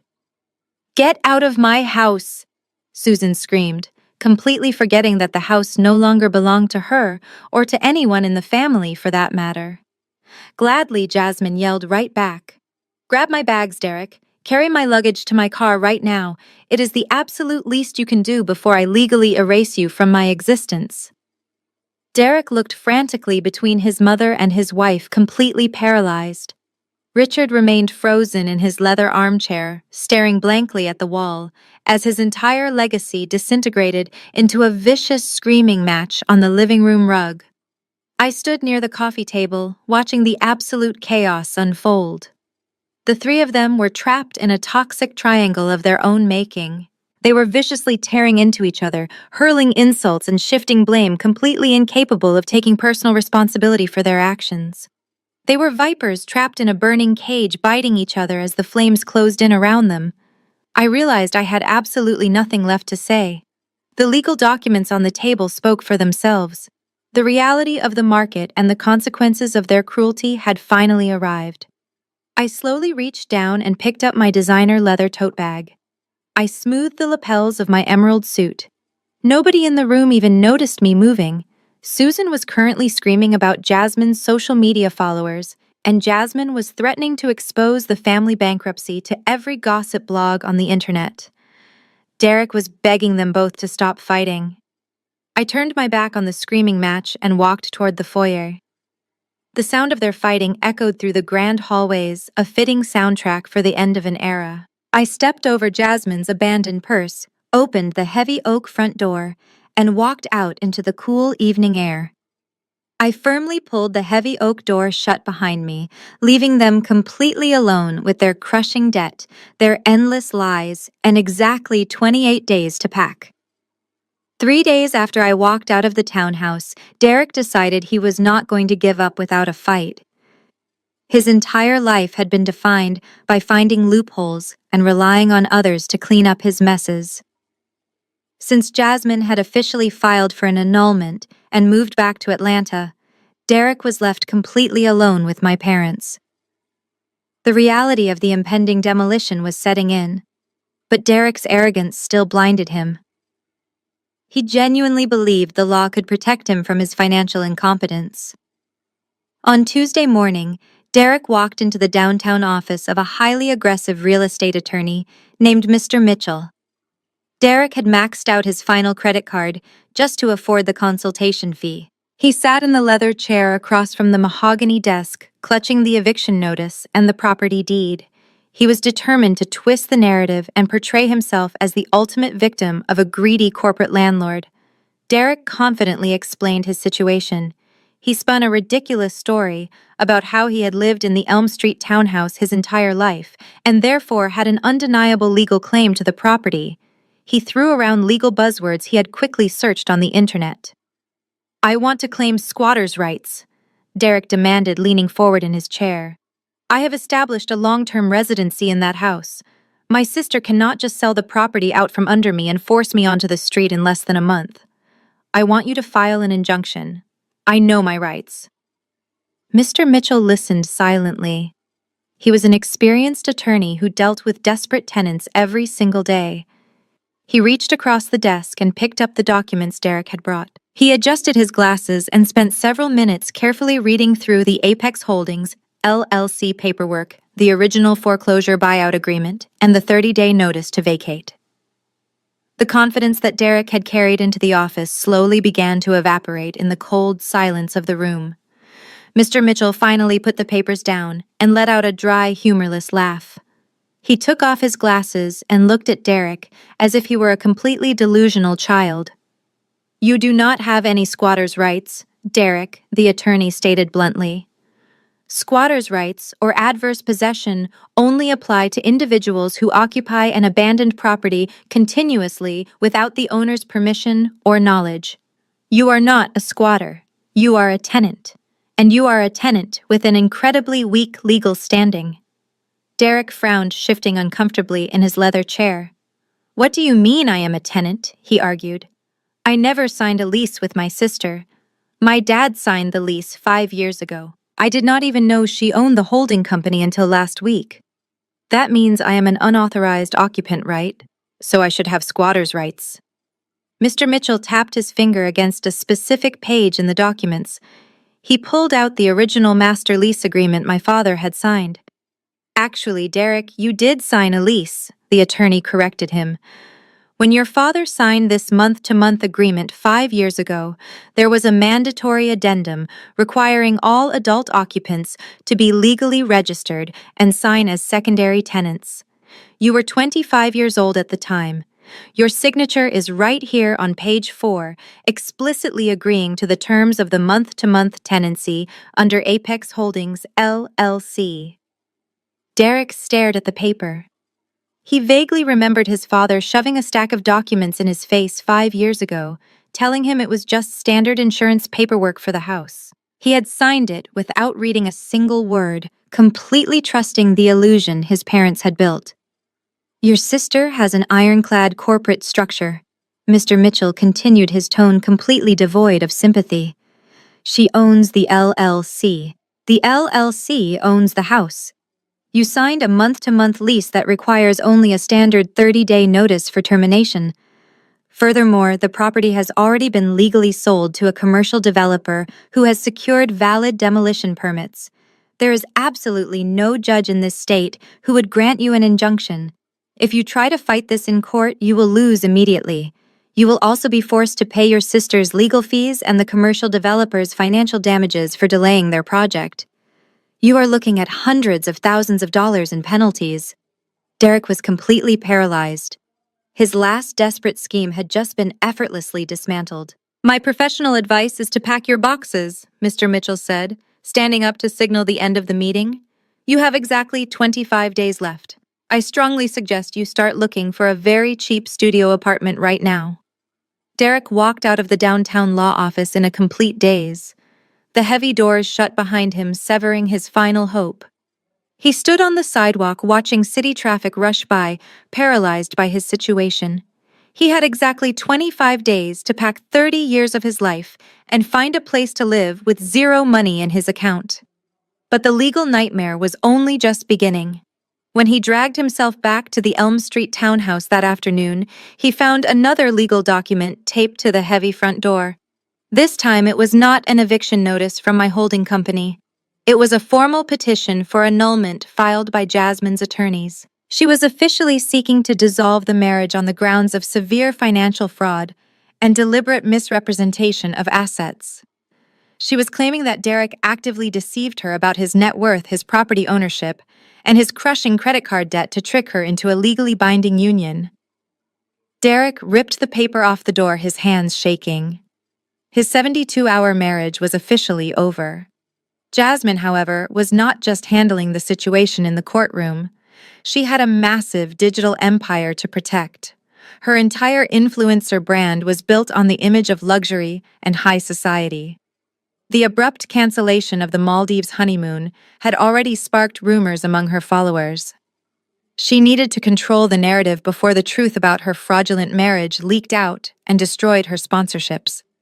She needed a scapegoat, and she found 3 of them living in the townhouse she had just fled. That evening, Jasmine set up her professional ring light in the bedroom of her parents' house in Atlanta. She hit the record button and broadcasted a live video to her hundreds of thousands of followers. This time, there were no fake tears or smudged makeup. She looked fierce and completely ruthless. I need to address the situation regarding my marriage, Jasmine announced, her voice echoing with righteous anger. I know you all saw my previous video about my sister-in-law canceling our honeymoon. I thought she was just being petty and vindictive, but I was wrong. I was completely manipulated by a family of professional con artists. I am officially filing for an annulment because the man I married is a complete and utter fraud. Jasmine stared directly into the camera, dropping the ultimate bombshell on the internet. She exposed absolutely everything. She told her audience that Derek had secretly maxed out $70,000 in high-interest credit cards just to pay for his half of the wedding. She revealed that his parents, Richard and Susan, had been bankrupt for 5 years. She painted a vivid, humiliating picture of a family who leased luxury cars and bought designer clothes while secretly relying on their estranged daughter's charity just to keep a roof over their heads. They do not even own the house they live in, Jasmine declared, her voice laced with heavy disgust. The bank foreclosed on them years ago. They have been secretly renting their own house from Naomi for $500 a month. They lied to my family. They lied to me. They tried to use my platform and my success to elevate their fake social status while they were drowning in debt. I am sharing this because I refuse to let these financial parasites drag my name down. The video went nuclear. It was shared thousands of times within the first hour. Gossip blogs and drama channels immediately picked up the story, creating side-by-side compilations of my parents bragging at the country club, juxtaposed with Jasmine's brutal financial exposé. The comment sections were absolutely merciless. The internet, which had blindly attacked my corporate agency just days earlier, completely turned its collective fury onto Derek and my parents. They were branded as scammers, grifters, and the ultimate fake-rich family. The real-world fallout was even more devastating. The video quickly circulated through my parents' affluent social circles. By Wednesday morning, Susan began receiving texts from her supposed friends at the country club. They were not messages of support. They were thinly veiled insults and sudden cancellations of upcoming social engagements. People they had spent decades trying to impress were now openly mocking them. The club board even sent Richard a firm email suggesting his membership would be suspended due to outstanding dues they suddenly realized he could no longer hide. Derek could not even dare to show his face at his entry-level office job. His co-workers had all seen the viral clips. The embarrassment was completely suffocating. In a matter of days, the golden child and his enabling parents had lost their home, their marriage, and every single ounce of their carefully manufactured public dignity. In a matter of days, the golden child and his enabling parents had lost their home, their marriage, and every single ounce of their carefully manufactured public dignity. On Thursday evening, I was sitting in my penthouse apartment overlooking the glittering city lights. I had just poured myself a generous glass of expensive red wine and opened a new book when the secure intercom system mounted on my wall buzzed loudly. I walked over to the digital panel and pressed the video icon. The high-definition camera fed directly to my screen, showing the secure vestibule outside the heavy glass front doors of the building. Standing there huddled together in the cold night air were my parents. They looked absolutely unrecognizable. Susan was wearing a wrinkled, oversized sweater, and her face was puffy from days of relentless crying. Richard looked deeply aged, his posture completely hunched and defeated. The doorman had obviously refused to let them into the lobby, so they were buzzing my direct line from the exterior call box on the street. I pressed the audio button, keeping my voice perfectly flat and devoid of any emotion. "Yes," I said, staring at their pathetic image on the small screen. Naomi Susan gasped, her voice cracking with sheer desperation the very moment she heard me speak. "Please let us upstairs. Please just buzz us into the lobby. It is freezing out here and we have absolutely nowhere else to go tonight." "Where is Derek?" I asked. "He is sleeping in his car," Richard answered, his voice shaking uncontrollably. "We had to leave the townhouse early. The commercial developers sent an early inspection team today, and the reality of the demolition finally broke him completely. We spent all day going to different leasing offices, but nobody will take us. Our credit is completely ruined from the bankruptcy and the debt. We are going to be living on the literal street. Please let your mother and me sleep on your couch tonight." I watched them on the screen. The people who had spent my entire life making me feel incredibly small were now begging for a tiny corner of my living room. I just felt completely indifferent to their suffering because they had engineered every single second of it themselves. "I am sorry, Richard," I said, maintaining an incredibly polite but detached tone. "But my penthouse has a very specific aesthetic, and I am afraid having two broke squatters sleeping on my couch simply does not fit the high society vision I have curated for my home. You sitting up here looking miserable is going to bring down the energy of my space." Susan let out a loud, wailing sob, pressing her face against the cold glass of the lobby door. "Naomi, please," she begged, her voice muffled by the thick glass. "We are your real family now. You cannot do this to your own parents. We raised and loved you. You raised me to be a financial safety net," I corrected her firmly. "You raised me to be the invisible sister who pays the bills while you shower Derek with endless affection. But you officially revoked my family status last Friday night, remember? You sat at the rehearsal dinner and watched Jasmine ban me from the wedding. I believe your exact words were that Jasmine's family is important, and we need to make a good impression. You told me I was just the sister and I needed to learn my place." "We were wrong," Richard sobbed, leaning heavily against the metal intercom box. "We were so wrong, Naomi. We were blinded by our own pride and arrogance. An apology born out of desperation is not an apology." I replied, my voice completely devoid of pity. "It is just a manipulation tactic to get back into my wallet. You said her parents were very important members of the community in Atlanta who had connections that could help Derek. Give Jasmine's parents a call and see if they will let you sleep on their couch." Naomi Susan shrieked, her voice echoing loudly through the small microphone. "You know they hate us. Jasmine exposed us to the entire internet.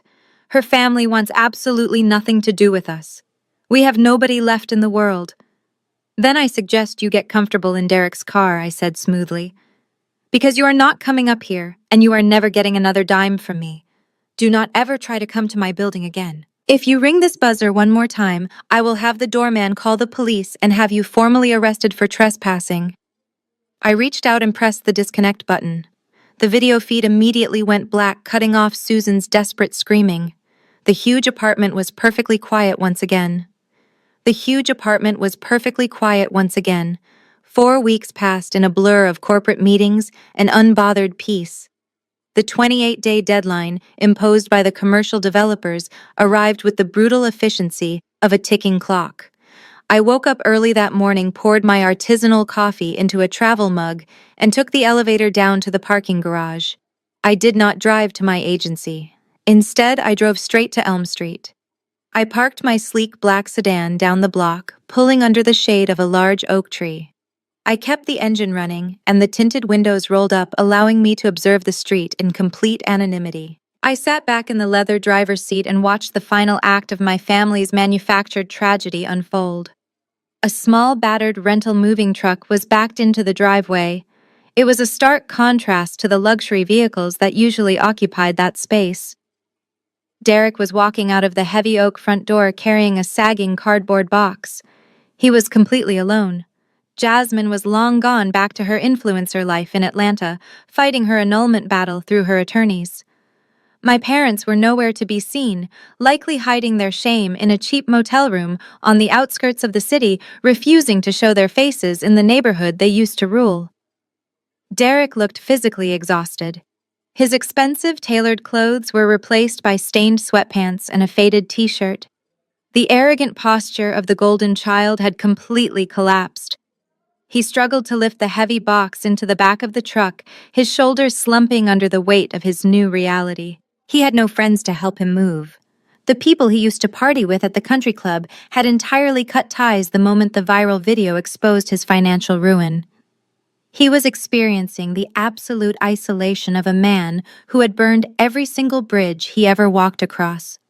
Just as he walked back inside the townhouse, a fleet of heavy commercial vehicles turned onto the quiet suburban street. 2 large flatbed trucks carrying chain-link construction fencing parked right in front of the property lawn. Men in bright neon safety vests and hard hats poured out of the vehicles. They did not wait for Derek to finish packing.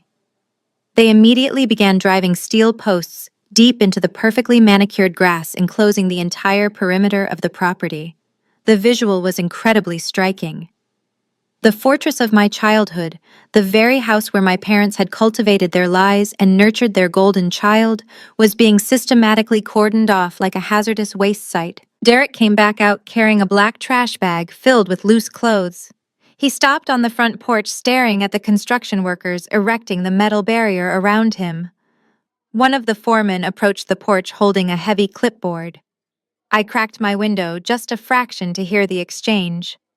The foreman politely but firmly informed Derek that the property was now an active commercial demolition zone and he had exactly 1 hour to surrender the keys and vacate the premises before the perimeter gates were permanently padlocked. Derek nodded weakly. He did not argue. He did not threaten to call his father or hire a lawyer. The fight had been completely drained out of him. He simply threw the trash bag into the back of the rental truck and pulled down the heavy metal door. He walked around to the driver's side, his head bowed in total defeat. He climbed into the cab and started the engine. The truck sputtered to life, coughing a cloud of dark exhaust into the crisp morning air. He slowly pulled out of the driveway, driving right past my parked car without even looking in my direction. He was completely invisible to the wealthy neighbors who were peering through their living room curtains, watching the spectacle of the neighborhood frauds finally being cast out. I watched the taillights of his truck disappear around the corner, heading toward whatever cheap studio apartment he had managed to secure. Once he was gone, a massive yellow excavator rolled off a flatbed trailer, its heavy metal treads violently crushing the brick walkway that led to the front door. The massive mechanical arm swung upward, casting a long shadow over the roof. I watched the heavy machinery systematically tear into the front wall of the living room, ripping away the brick and exposing the empty interior. The physical structure was being brutally torn apart, but I felt no sadness. The toxic family structure that had trapped me for decades had already been completely demolished. I put my car in drive and pulled away from the curb, leaving the rubble exactly where it belonged. I put my car in drive and pulled away from the curb, leaving the rubble exactly where it belonged. Exactly 1 month later, I woke up to the gentle sound of clear waves lapping against the wooden stilts of a luxurious overwater villa.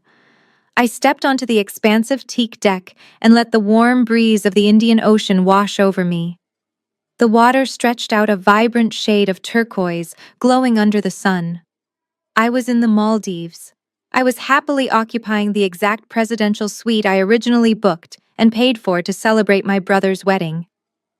When the cancellation policies dictated the massive payment was non-refundable, I simply transferred the entire itinerary into my name. I decided to treat myself to the ultimate luxury vacation as a reward for breaking free. I walked over to the plush sunbed and sat down, picking up a glass of tropical juice. Next to the glass sat my smartphone. It was delightfully silent. Over the past 4 weeks, I executed a complete communication blackout with my parents and brother. I changed my phone numbers, updated my email addresses, and instructed my corporate staff to reject any contact attempts. The transition was astonishingly easy. Once you remove the people who only reach out to demand your money, the resulting quiet is absolutely beautiful. I did not know where Richard and Susan were living, and I genuinely did not care. I did not know how Derek was handling his crushing debt or the incredibly public annulment Jasmine dragged him through. Those emergencies were no longer my responsibility. For my entire life, my family demanded that I learn my place. They told me my place was in the shadows, working tirelessly to fund their carefully curated aesthetic. Well, I finally learned my place. My place was halfway across the world, enjoying a breathtaking ocean view financed entirely by my own hard work. Many people in our modern society view family estrangement as a massive and heartbreaking tragedy. We are conditioned to believe we must forgive every transgression and endure endless disrespect simply because we share blood. People will tell you that holding firm boundaries makes you a bitter person. But sitting here on this beautiful island, looking at the endless horizon, I can honestly tell you there is absolutely no tragedy in walking away from abusers.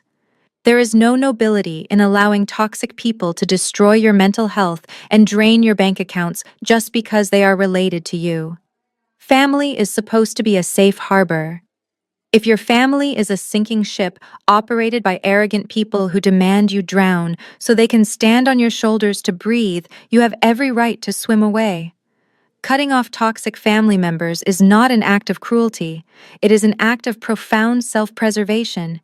It is your absolute birthright to protect your own peace. For decades, I desperately believed that if I just solved enough of their problems, they would finally love and respect me. I chased their conditional approval until it exhausted my spirit. But the moment they handed me that dinner bill and banished me from the wedding, I saw the truth with crystal clarity. Their love was never going to be real. It was strictly transactional. The second I stopped funding the transaction, the illusion shattered completely.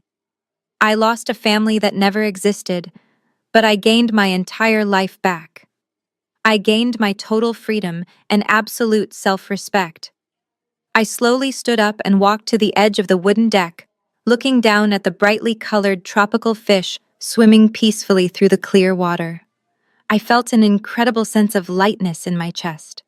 I had successfully demolished the toxic foundation of my past, and I was finally building my future on solid ground. If you are watching this and you are trapped in a cycle of family abuse or financial manipulation, please hear me right now. You do not owe abusers your loyalty. You do not owe them your success. You are allowed to walk away and never look back. Thank you so much for listening to my story today. Please let me know in the comments below if you have ever had to cut ties with a toxic family member to protect your own peace. Tell me how your life changed after you finally walked away. Do not forget to hit the like button and subscribe to the channel for more stories about setting boundaries and reclaiming your personal power. Remember, your peace of mind is the most valuable asset you will ever own, and absolutely no one in this world has the right to take it from you.